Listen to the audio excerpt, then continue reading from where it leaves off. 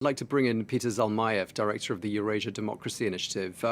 If I'm not mistaken, you're in Kyiv. I mean, maybe you can confirm that in your first answer. We're just obviously finding things out as we move along with this fast-moving story. But just first of all, tell us what the theories are that you're hearing, and what information you're hearing, if anything, that could supplement perhaps what we've heard up until this point. Well, I just checked out some of the Telegram channels that are linked to Mr. Prigozhin, and they're reporting that as many as 2 rockets from S-400, which is a air defense system, looks like were shot, were launched at this airplane. And there's a video posted that corroborates that story, if that is indeed a video of the fall, of the crash of this plane just careening down out of control to the ground. And so that's one theory. There's a lot of also suspicion as to whether this may have been some kind of a staged, operation, allowing Prigozhin to essentially go undercover, disappear. A lot of people who just don't believe, which also speaks volumes about the kind of country that Russia has become under Putin. There's nothing is to be believed, nothing is real. But be that as it may, I think it's still puts an end to these speculations that Prigozhin's attempted coup back at the end of June was orchestrated by Putin himself to sort of smoke out his potential and current critics. I never believed that story. I was only just counting down to Prigozhin's eventual demise, and I was very much with those who suspected that Prigozhin will not live out this year after what he did, after this sort of slap in the face of Vladimir Putin, after exposing Putin for what essentially he is, an emperor with no clothes. If you remember, Prigozhin, during his march, people in Rostov, the city he captured within hours, applauded Wagner. No one stood up to defend Putin. Elites in Moscow fled immediately. This is an incredible humiliation for Putin, and it was very risky for him to let this go. Peter, for your views on what Nick was just saying there, because I think a lot of people will remember that in the aftermath of that aborted mutiny, there were these theories doing the rounds that Prigozhin had this so-called compromat on President Putin. I mean, do you think we should make much of that? I mean, obviously, it's extremely speculative. I think, yes, it was a bit too speculative to consider that theory that this was a staged operation, as I mentioned, simply because of what kind of humiliation that it caused to Vladimir Putin.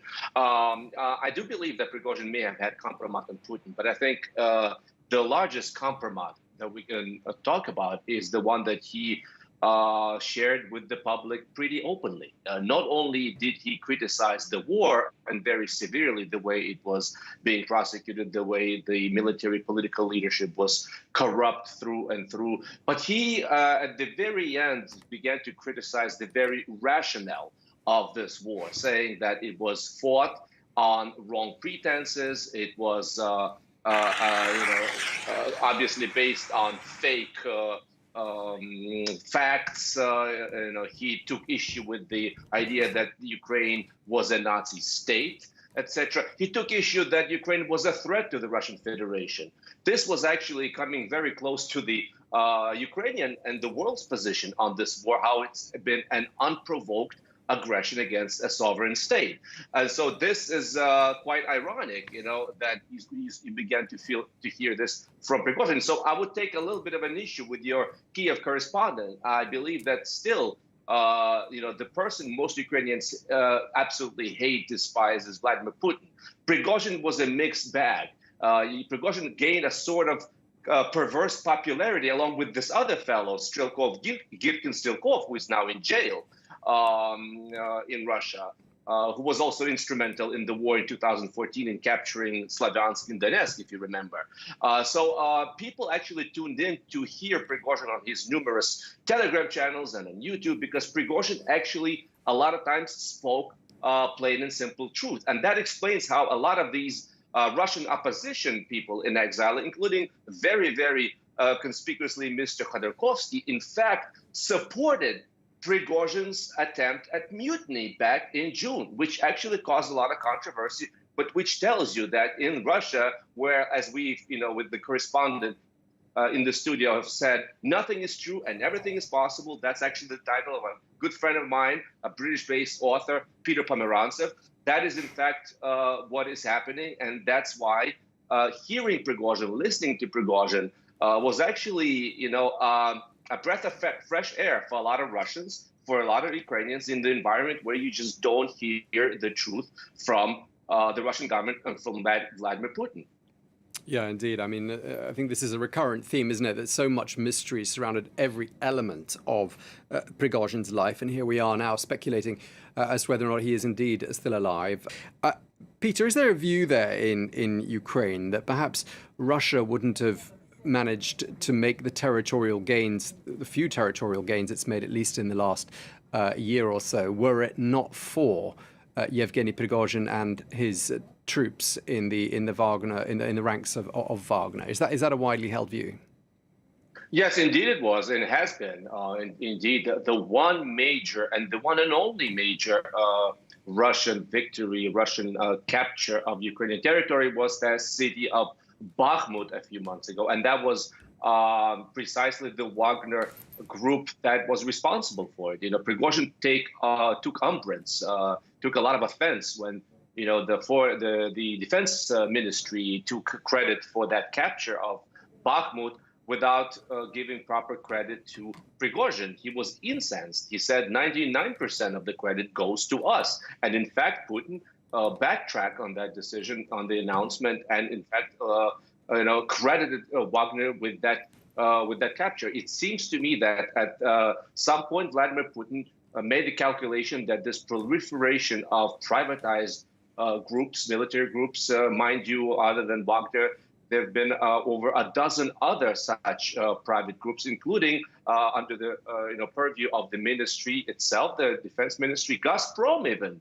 the oil giant, the gas giant, in fact, got one of its own, a group such as Wagner. So this privatization of the army, even though it proved in the case of Wagner to be more capable, more efficient than the regular Russian army, it began to threaten Vladimir Putin's authority. Hence, once again, you have this, if that is true, the death of Prigozhin and pretty much the entire Wagner leadership. Mind you, Mr. Utkin was on board, and Utkin, in fact, was the one whose nickname was Wagner. He was the founder of this. That's what Wagner was named after. And this Strelkov Girkin that I mentioned, Surovikin is now been demoted, who was sympathetic and apparently in cahoots with Prigozhin. So Vladimir Putin really began to fret that this sort of privatization of the army, this dispersal of authority began to threaten his regime. So yes, this may mean that they're going to have to somehow improve the regular army and continue this fight without Wagner, or maybe try to reconstitute Wagner in some shape or form. And there's also a big question: what happens now with Africa, where Wagner has been very instrumental in keeping some of these governments loyal to Vladimir Putin and allowing Putin to extract, the wealth of these countries. So a lot of unanswered questions. But you know what? As a friend of mine just put it, like in a typical Wagner opera, the end is a lot of people dead. Yeah, and I'm just wondering, I mean, Wagner post-Prigozhin, if indeed Yevgeny Prigozhin was on board that plane and he has died, I mean, clearly, without Wagner, there is a void in Russia's efforts in Ukraine. And Wagner without Prigozhin leaves Wagner with a void. And I'm just wondering whether, Wagner will continue to exist. I mean, can it continue to exist in the absence of that larger-than-life figure that Yevgeny Prigozhin clearly was? Well, keep in mind that those people, yes, they may have felt loyalty to that particular man, a very charismatic man, Mr. Prigozhin. Most of them were there for the money. Wagner was the one such unit in the army that was able to pay way above the pay grade of a regular army, Russian army soldier. And so that just won't go anywhere. The number of Russian men who are willing to do it for several $1,000s a month, which is tens of times higher than a regular Russian man's salary in Russia. So I suspect that it's going to be reconstituted. I think they're going to do away with Wagner and with the entire legacy of it. But once again, when it comes to Africa, there's just no great alternative to the way Wagner was doing business. So I expect more of the same, but under a different name. Thanks for that. Peter, I just want to ask for you to help us decode that message that comes from Ukraine. As I said, I don't know who in Ukraine said this, but a Ukrainian official saying this plane crash is a signal from Putin to Russia's elites. What's the message? Well, this is a clear message, and this is something that has already been mentioned in the segment, and I concur with the previous speakers that it's very simple. You cross the line, you can criticize anyone, but you cross the line by going after Putin and questioning his war, his rationale for going to war with Ukraine. So Prigozhin committed a few cardinal sins. One is by going to Moscow and challenging Vladimir Putin's rule, even though officially he never claimed that he was there to depose Putin, but he humiliated him, as I said. And the other one was that he exposed Vladimir Putin's lies, his lies that he presented as facts and as rationale to go to war with Ukraine. And now war in Ukraine is now a sacred cow for Vladimir Putin. He's trying to mobilize the resources of the entire country and to conduct another massive mobilization, from what we understand, sometime in the coming months before the winter sets in, because now this war is being presented as a war for Russia's existence, as an existential war that Russia simply cannot afford to lose. So everything will be committed to that effort, and anyone who questions that will follow the fate of Prigozhin. Yes, I mean, we can't expect, can we, there to be any sort of a backlash there in Russia? Because we've talked about how Prigozhin did have this sort of Robin Hood-like folkloric popularity in pockets of the Russian population. Presumably those people who liked him, Peter, they're not going to come out waving placards saying how much they miss him, are they?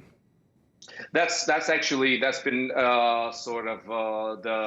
demonstrated pretty amply with Prigozhin's case, after he essentially was made to go away, and after the failure of his coup, despite hundreds of thousands of followers on YouTube and Telegram channels, and the other fellow, Mr. Gиркин, that former KGB officer who was instrumental in Russia's war effort in the Donbass in 2014. He's now been charged. He's in jail. He had close to 1 million followers in Telegram well after he was arrested. How many of them actually showed up in his defense in person? A few dozen. Russia now is a fully totalitarian police state. I do not see any sort of agency on the part of the Russian population to rise up, to protest. That's been long gone. That's Russia. For as long as Putin is alive, he will not tolerate any degree of dissent. Okay, well, thank you very much indeed for taking the time to speak to us. Peter Zalmayev, Director of the Eurasia Democracy Initiative. Thank you very much indeed to you.